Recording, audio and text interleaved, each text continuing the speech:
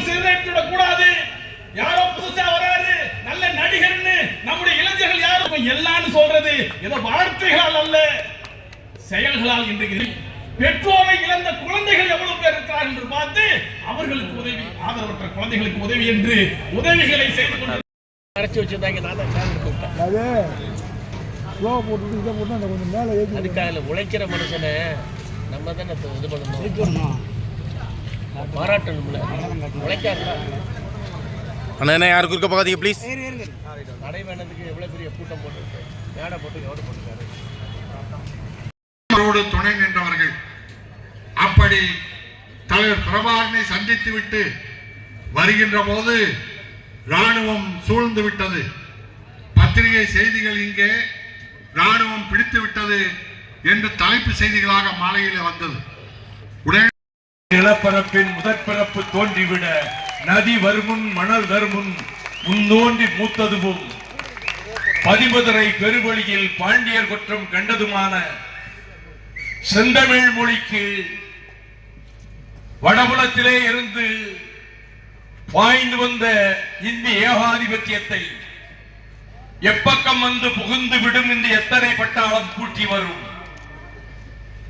அற்பம் என்போம் அந்த இந்திதனை கண்ணன் கிளிபட நேரும் கட்டாய இந்தியை வெட்டி புதைப்போம் என்ற உணர்வோடு எல்லை காக்க வேண்டிய இந்திய ராணுவத்தினுடைய இயந்திர துப்பாக்கிகள்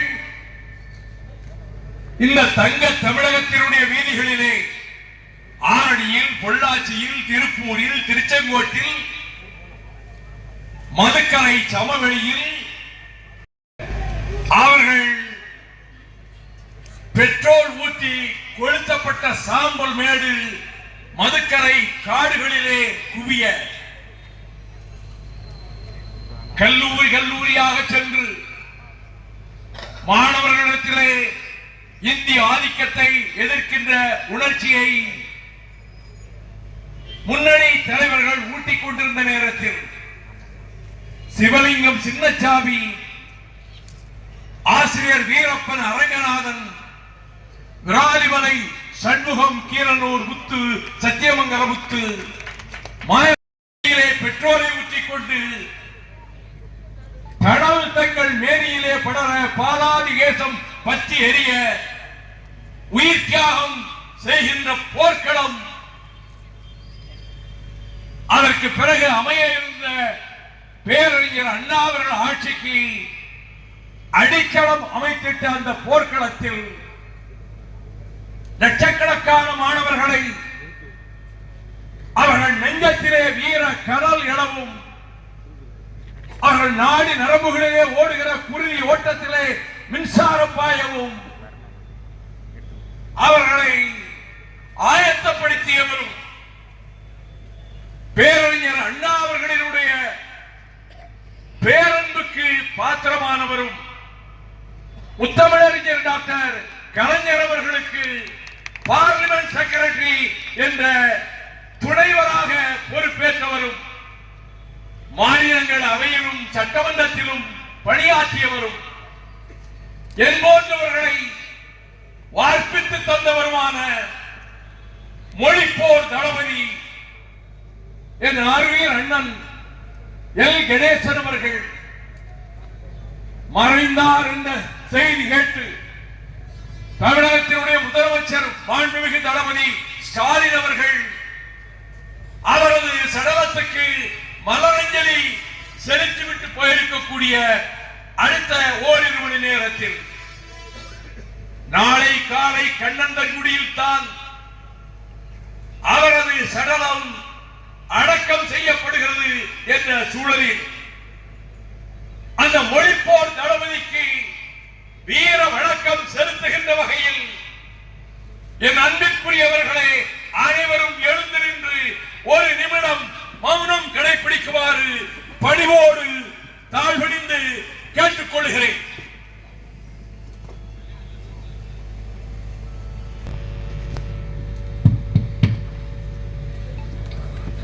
துள்ளி வருகுதுவே என்று சொல்லக்கூடிய உணர்ச்சியை ஊட்டுகின்ற அறுவடை வீடுகளிலே கொலுவீற்றிருக்கும் திருமுருகன் ஆலயத்தை குன்றத்தின் உச்சத்திலே கொண்டிருக்கக்கூடிய விராலிமலையில் வெள்ளவன தமிழர்கள் திரண்டிருக்கக்கூடிய சமத்துவ நடைபயணத்தின் வாழ்த்துறை கூட்டத்திற்கு தலைமை ஏற்றிருக்கின்ற புதுக்கோட்டை திராவிட முன்னேற்ற கழக செயலாளர் அன்பிற்குரிய SK கரியமூர்த்தி பாண்டியன், மகர நெடுங்குழைக்காதர் எனும் வைணவ திருத்தலத்தில் கொள்ளை போன வைர வைடூரிய தங்க நகைகளை மீட்பதற்கு நடைபயணம் மேற்கொள்க என முத்தமிழறிஞர் டாக்டர் கலைஞரின் ஆணை ஏற்று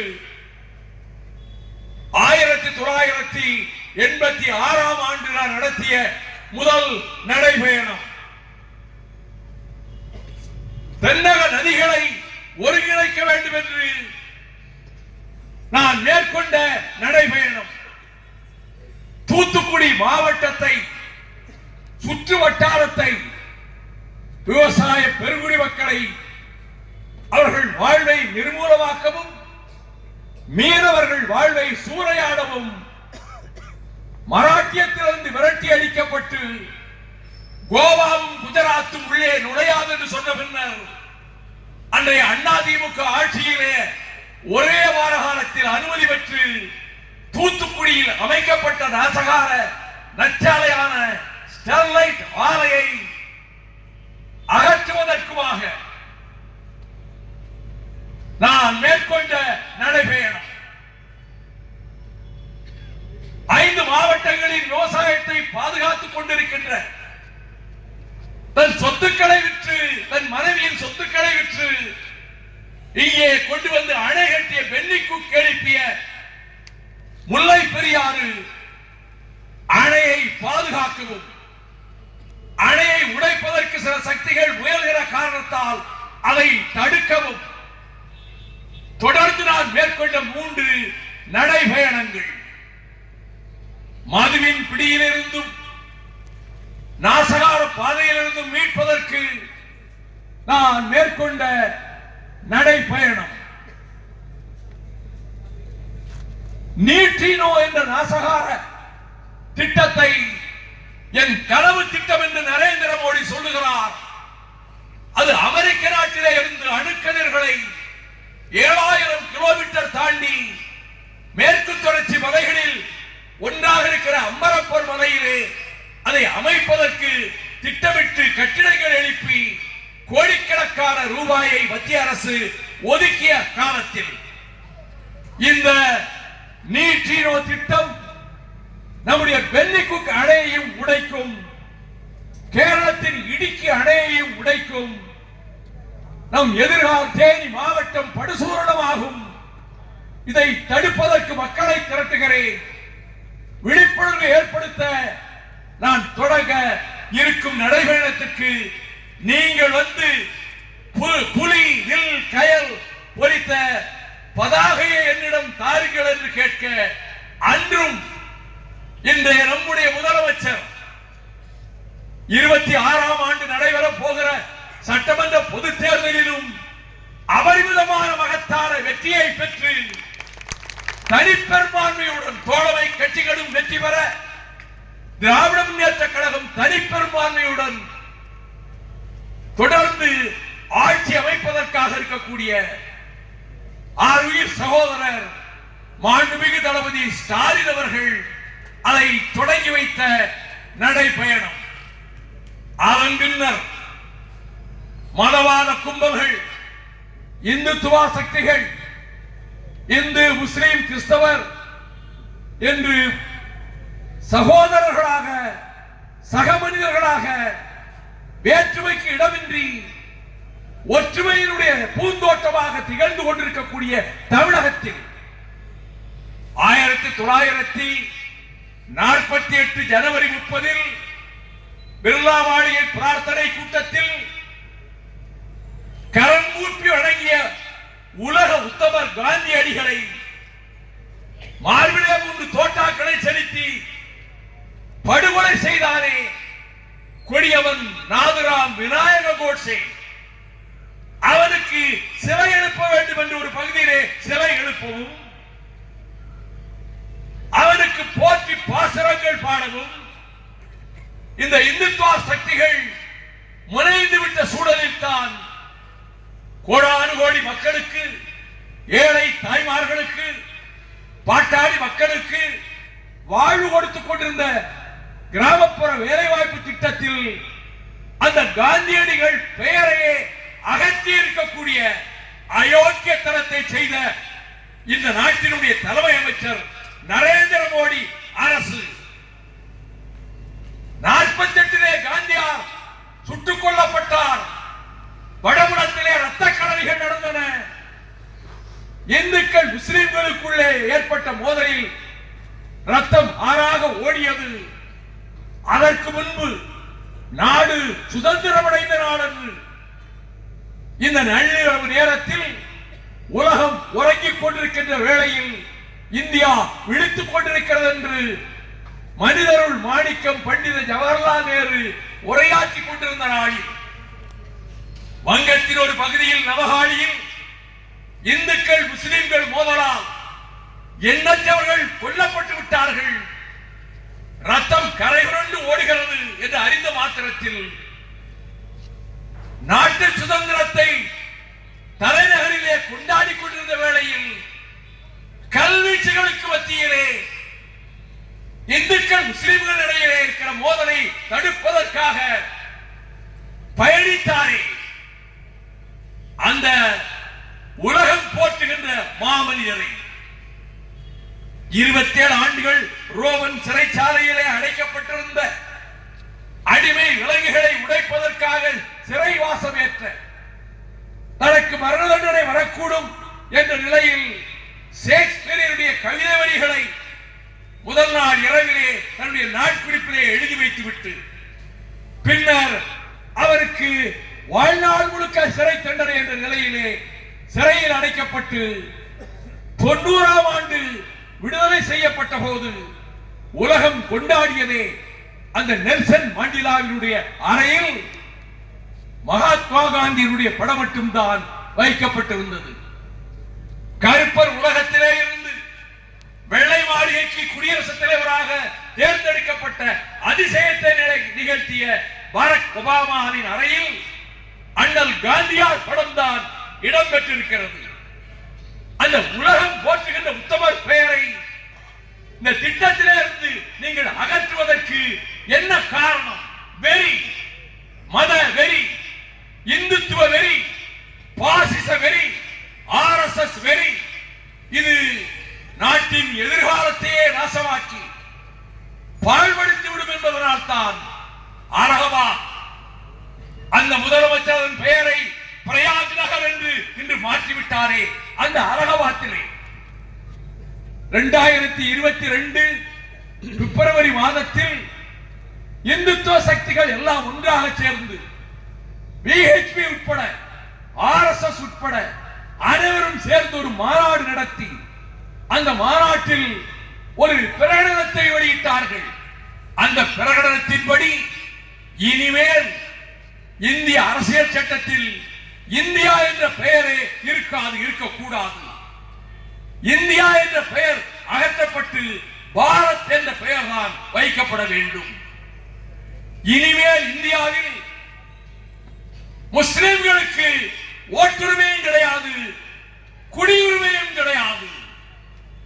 இனிமேல் கிறிஸ்தவர்களுக்கு இந்தியாவில் ஓட்டுரிமையும் கிடையாது, குடியுரிமையும் கிடையாது. இனி நாட்டின் தலைநகர் டெல்லி பட்டணம் அல்ல, வாரணாசி தான் தலைநகராக இருக்கும். சமஸ்கிருதமும் இந்தியும் மட்டும்தான் இந்த நாட்டிலே மொழி பட்டியலிலே இடம்பெறும் என்ற கொடிய பிரகடனத்தை செய்தார்களே, அதனுடைய நீட்சியாகத்தான் ஒவ்வொரு பகுதியாக கைப்பற்றி விட்டோம். தக்காணத்துக்கு தெற்கே தமிழ்நாடு என்ற ஒரு பகுதி இருக்கிறது. அது அறிவாசான் தந்தை பெரியார், பேரறிஞர் அண்ணா முத்தமிழறிஞர் டாக்டர் கலைஞர் உள்ளிட்ட தலைவர்களாலும் எண்ணற்ற தியாகிகள் உடையார்பாளையம் வேலாயுதம், கோவை ஆரோக்கியசாமி, தூத்துக்குடி கேவிகேசாமி, நெல்லிக்குப்பம் அஜய் வண்ணை பாண்டியன் உள்ளிட்ட பலரும் உயிர் தியாகம் செய்து கட்டி எழுப்பப்பட்ட எஃகு கோட்டையான திராவிட இயக்கத்தை இந்த தமிழ்நாட்டிலே இருந்து அகற்றிவிட வேண்டும் என்று நோக்கத்தோடு உள்ளே நுழைந்து விடலாம், பிரவேசித்து விடலாம், அவர்களை எளிதில் சுலபத்தில் ஏமாற்றி விடலாம்.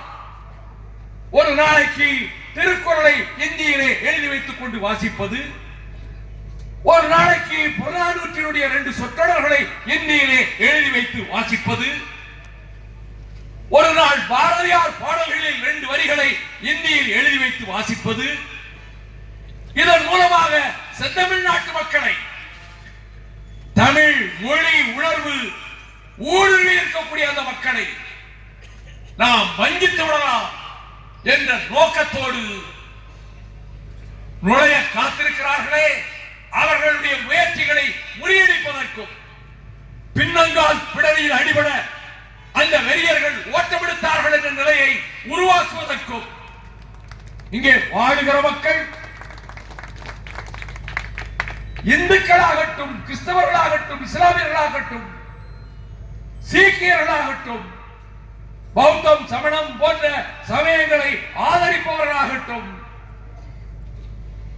சுயமரியாதை உணர்வு கொண்ட பகுத்தறிவாளர்களாகட்டும், அனைவரும் சகோதரர்களாக யாரும் ஊரே யாவரும் கேளீர் என்ற கோட்பாட்டுக்கொப்ப, பிறப்புக்கும் எல்லா உயிர்க்கும் என்ற நெறிமுறைக்கொப்ப சகவாக, சகோதரர்களாக, சக மனிதர்களாக இணைந்து நல்லிணக்கத்தோடு வாழ்ந்து கொண்டிருக்கக்கூடிய தமிழ்நாட்டில் அந்த நிலையை நாசப்படுத்துவதற்கு எடுக்கப்படுகிற முயற்சிகளை துடை தேறுவதற்காகவே நான் இந்த நடைபயணத்தை மேற்கொண்டிருக்கிறேன்.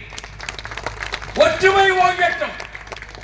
இந்து, முஸ்லிம், கிறிஸ்டின், சீக்கியர், பார்சி, பௌத்தம், சமணம், பகுத்தறிவு இயக்கம் எல்லோரும் நாம் உடன்பிறவாத சகோதரர்களாக அண்ணா சொன்னதை போல ஒரு தாய் வயிற்றிலே பிறக்காவிட்டாலும் தனித்தனி தாய் வயிற்றிலே பிறந்து அண்ணன் தம்பிகளானோம் என்று சொன்னாரே, அதை போல அண்ணன் தம்பிகளாக, உறவினர்களாக இந்துக்கள் பண்டிகையிலே இஸ்லாமியர்களும் கிறிஸ்தவர்களும் பங்கு கொள்ளவும், இஸ்லாமியர்களுடைய ரமலான் நோன்பு நிகழ்ச்சிகளிலே இந்துக்கள் பங்கேற்கவும், தேவாலயங்களிலே கர்த்தருடைய உபதேச மொழிகள் ஜெபிக்கப்படுகிற இடத்திற்கும் அவர்கள் கிறிஸ்துமஸ் பண்டிகை கொண்டாடினால் அதையும் அதிலும் பங்கேற்கவுமான ஒரு நல்லிணக்கம் இதுவரை திகழ்ந்து வந்திருக்கிறது. அது பாழ்பட்டு போய்விடக் கூடாது. அதற்கு நாம் இடம் கொடுக்க கூடாது. நம் வருங்கால தலைமுறையினுடைய வாழ்வு சீரழிந்து போகும். ஆகவே நாம் சக மனிதர்களாக சமத்துவம் பேணி வாழ்வோம். இளைய தலைமுறையில் முதலமைச்சர் அவர்கள் ஜனவரி 2ஆம் தேதிக்கு மலைக்கோட்டை நகர் கூட்டத்தில் என்னை வழியனுப்புவதற்காக பேசுகிற போது குறிப்பிட்டாரே, போதைப் பொருட்கள், ட்ரக்ஸ், அஞ்சல் தலை அளவிலே இருக்கக்கூடிய போதைப் பொருள் நாக்கிலே தடவிக்கொண்டால் மிருக உணர்ச்சியை உடம்பிலே ஏற்படுத்தும். நாசியிலிருந்து வாசனை வராது, கண்டுபிடிக்க முடியாது. அது எல்எஸ்டி மாத்திரைகளாக இருந்தாலும் சரி, கொக்கைனாக இருந்தாலும் சரி, பிரவுன் சுகராக இருந்தாலும் சரி, இவையெல்லாம் நான் மிகுந்த மனநடுக்கத்தோடு சொல்லுகிறேன், கல்லூரிகளுக்குள்ளே நுழைந்து விட்டது, பள்ளிகளுக்குள்ளே நுழைந்து விட்டது. நான் வெட்கத்தோடும் வேதனையோடும் கற்புக்கரசி கண்ணகியும் காரைக்கால் அம்மையாரும் பிறந்த இந்த தமிழ்நாட்டில் நம் தங்கைகள், நம் குலக்கொடிகள் சிலர் அந்த போதை பொருளுக்கு அடிமையாவதை கேள்விப்படுகிற போது நெஞ்சம் பதறுகிறது. அந்த போதைப் பொருளை உட்கொண்டதால் தான் மனிதநேய உணர்ச்சி வரைந்து மிருகத்தனமான எண்ணங்கள் எழுந்து கொங்கு மண்டலத்திலே ஒரு பெண் 4 பேரால் படுநாசமாக்கப்பட்டாள். அந்த 4 பேரும் அந்த போதைப் பொருளை அறிந்திருந்தார்கள். இவற்றை தடுப்பதற்கு நாம் அனைவரும் முயல வேண்டும் என்று முதலமைச்சர் அவர்கள் திட்டவட்டமாக கூறிவிட்டார்கள். புதிய சட்டங்களை சட்டமன்றத்திலே மாண்புமிகு முதலமைச்சர் அவர்கள் எதிர்காலத்திலே கொண்டு வருவார்கள்.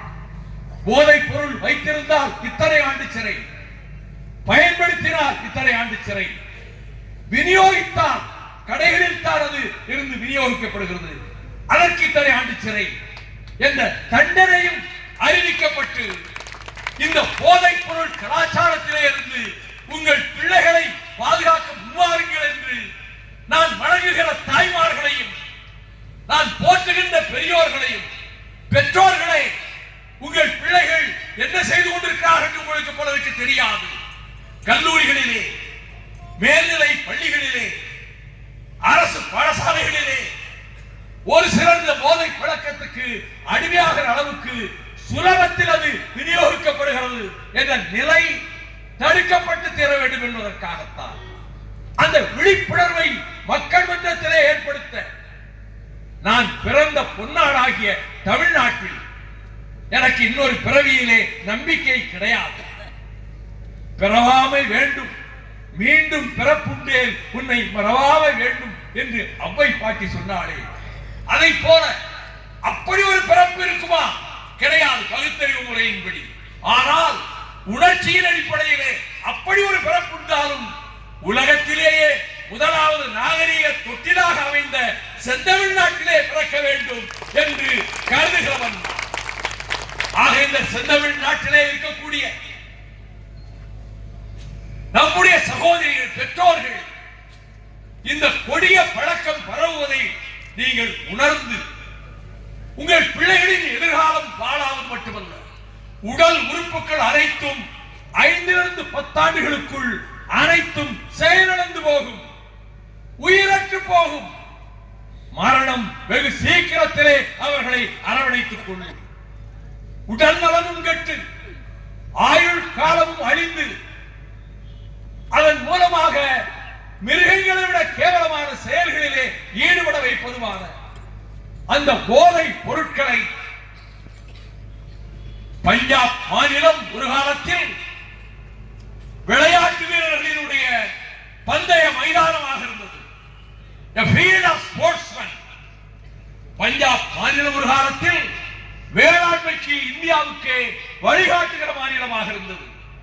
இன்று அந்த பஞ்சாப் மாநிலம் போதை பொருட்களால் அடியோடு பாழாகிவிட்டது என்ற செய்தியை அறிகிற போது நம்முடைய செந்தமிழ்நாட்டுக்கும் அப்படி ஒரு ஆபத்து வந்துவிடக் கூடாது என்பதற்காக இந்த விழிப்புணர்வை ஏற்படுத்தி இது பழக்கத்திலே இருந்து இளைய தலைமுறையை, மாணவர் சமுதாயத்தை மீட்பதற்கும் நான் இந்த நடைபயணத்தை மேற்கொண்டதோடு மட்டுமல்ல, என்னுடைய உடலில் சக்தி இருக்கின்ற வரை, என் நாசி துவாரத்திலே சுவாசம் இருக்கிற வரை, என் தொண்டை குழியிலே ஜீவன் இருக்கிற வரை நான் இந்த மண்ணுக்காக, செந்தமிழ் மண்ணுக்காக, இந்த மண்ணிலே வாழும் தமிழ் மக்களுக்காக, தமிழகத்தின் வாழ்வாதாரங்களை பாதுகாப்பதற்காக, நதி உரிமைகளை பாதுகாப்பதற்காக, மேகதாது திட்டம் போன்ற கொடிய திட்டங்களால் காவிரி மண்டலம் எத்தியோப்பியாவை போல பஞ்ச பிரதேசம் ஆகிவிடக் கூடாது என்ற நிலையை உருவாக்குவதற்காக நான் இந்த பயணத்தை தம்பிமார்களோடு மேற்கொண்டிருக்கிறேன். வருகிற வழியெங்கும் சாலைகளின் ஓரத்திலே இருக்கக்கூடிய ஏழை தாய்மார்கள், கூலி வேலைக்கு போகிற தாய்மார்கள், நீ நன்றாக இருக்க வேண்டும், நீண்ட ஆயுளோடு இருக்க வேண்டும் என்று என்னை வாழ்த்தினார்களே, அந்த தாய்மார்களுக்கும் பெரியோர்களுக்கும் வீதியிலே வருகிற போது எங்களை பாசத்தோடு மலர்ந்த கண்களோடு வரவேற்றார்களே, அந்த தமிழ் மக்களுக்கும் என் வாழ்க்கை பயனற்று போய்விடவில்லை. முடிந்த அளவுக்கு ஸ்டெர்லைட்டை ஒழிக்க முடிந்தது, நியூட்ரினோவை தடுக்க முடிந்தது, நெய்வேலியை மீட்க முடிந்தது, முல்லை பெரியார் வெற்றிக்கும் அடையை காக்க முடிந்தது. அதே போல தமிழகத்தினுடைய வாழ்வாதாரங்களை காப்பதற்கும் என்னை நான் ஒப்படைத்துக் கொண்டேன்.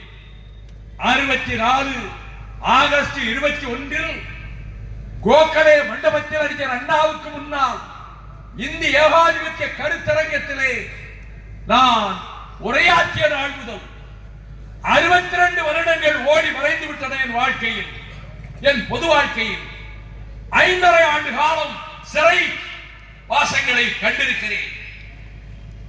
கோயம்புத்தூர், மதுரை சிறையை தவிர தமிழ்நாட்டில் உள்ள மற்ற அத்தனை சிறைச்சாலைகளிலும் நான் இருந்திருக்கிறேன்.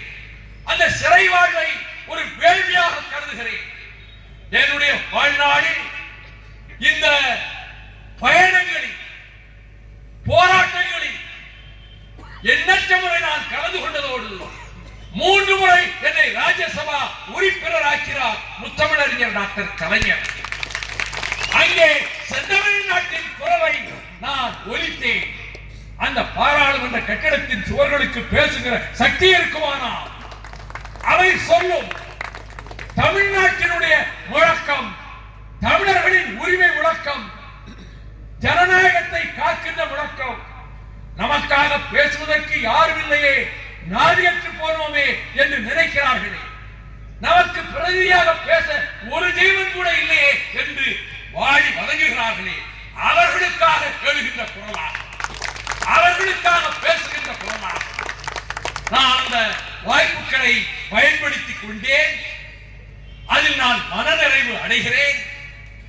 அதை போலவே என்னுடைய பயணத்தை தொடங்கி வைப்பதற்கு 1000 வேலைகளும் அலுவல்களும் இருந்தாலும் அவற்றையெல்லாம் ஒதுக்கி வைத்துவிட்டு திருச்சி மாநகருக்கு வந்து என்னை வாழ்த்தி, இனிமேல் இப்படிப்பட்ட விஷ பரீட்சையில் இறங்காதீர்கள், இனிமேல் இப்படிப்பட்ட நடைபெற மேற்கொண்டால் உடல்நலக்கு நல்லதல்ல என்று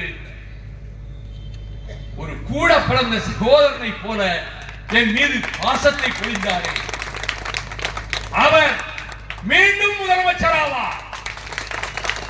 தொலைவிலே இருந்து கேட்டுக்கொண்டிருக்கக்கூடிய வாக்காளர் பெருமக்களே, இந்த தமிழ்நாடு இந்த காலம்தான் பொற்காலமாக. பச்சிளம் குழந்தைகள், பாலகர்கள் பள்ளிக்கூடம் செல்லுகிற போது பசியோடு நலிந்து மெலிந்து செல்லுகிறார்களே என்று அவர்களுக்கும் காலை உணவு திட்டம் என்ற அற்புதமான திட்டத்தை அறிவித்து இந்தியாவில் இருக்கக்கூடிய அத்தனை மாநிலங்களும் தமிழ்நாட்டின் திராவிட மாடல் ஆட்சியைத்தான் பின்பற்ற துடிக்கின்றன என்ற நிலையை ஏற்படுத்தி நேற்று வரை தீர்க்கப்படவில்லை என்றார்கள் ஓய்வூதிய பிரச்சனை. அதை தீர்த்து வைத்துவிட்டு சரியான தீர்வையும் அறிவித்து விட்டார் முதலமைச்சர் அவர்கள்.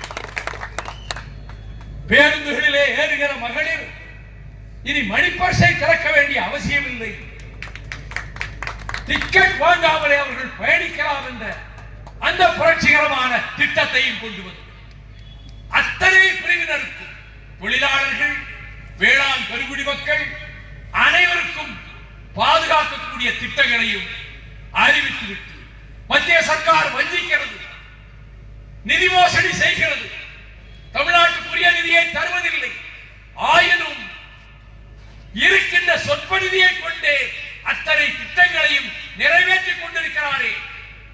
தமிழ்நாட்டின் பொற்கால ஆட்சியை தந்து கொண்டிருக்கக்கூடிய முதலமைச்சர் மறுபடியும் குற்றம் மீண்டும் தொடர்ந்து அமைய வேண்டும், வீணாக போகக்கூடாது.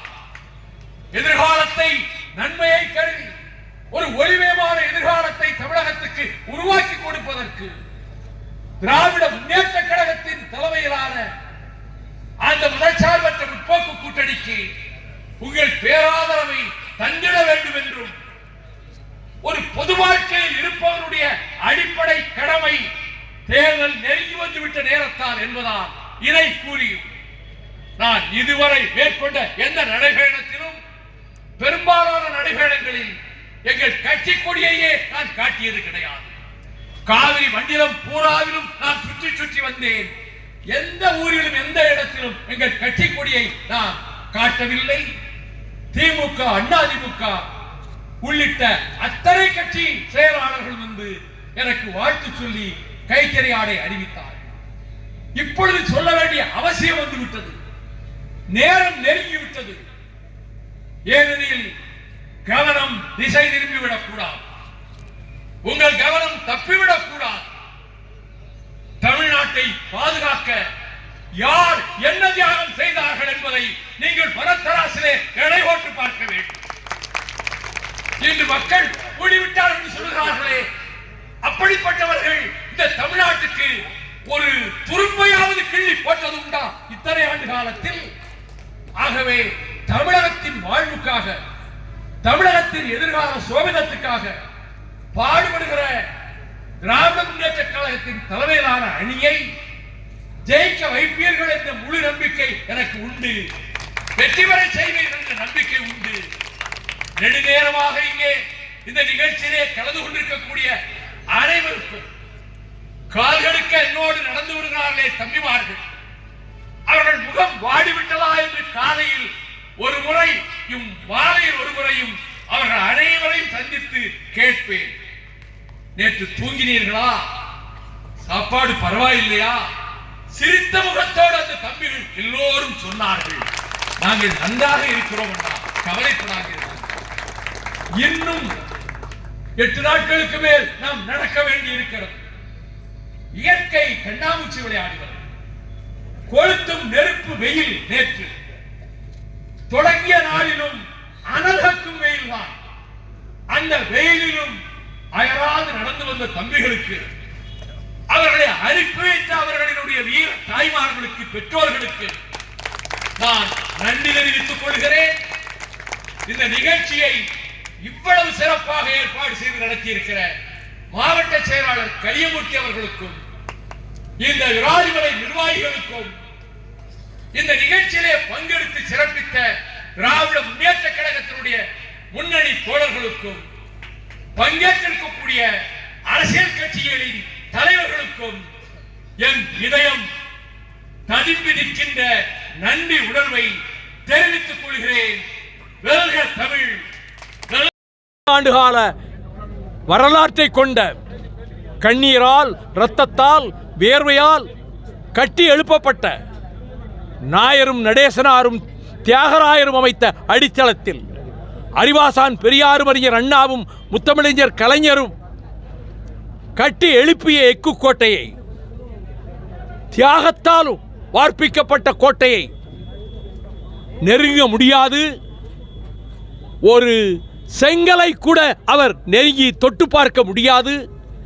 ஆனால் அவருடைய திமிர் பேச்சுக்கு, ஆணவ பேச்சுக்கு, திமுகவை துடை தெரிவோம் என்று சொன்ன அகம்பாவ பேச்சுக்கு நான் திராவிட இயக்கத்தின் சார்பில் என் கண்டனத்தை தெரிவித்துக் கொள்கிறேன். வாழ்த்துக்கள். இப்போ கடந்த நடைமுறைகள்லாம் உங்களுடைய இளம் வயதுகள்லாம் நடந்துறீங்க, இப்போ 82 வயதுலையும் நடக்கிறீங்க, அதே போல இருக்கா? அதில் எதுவும் வித்தியாசங்கள் இருக்கா? ஒரு வித்தியாசமும் இல்லை, அப்படியே தான் இருக்கேன். வாழ்த்துக்கள்.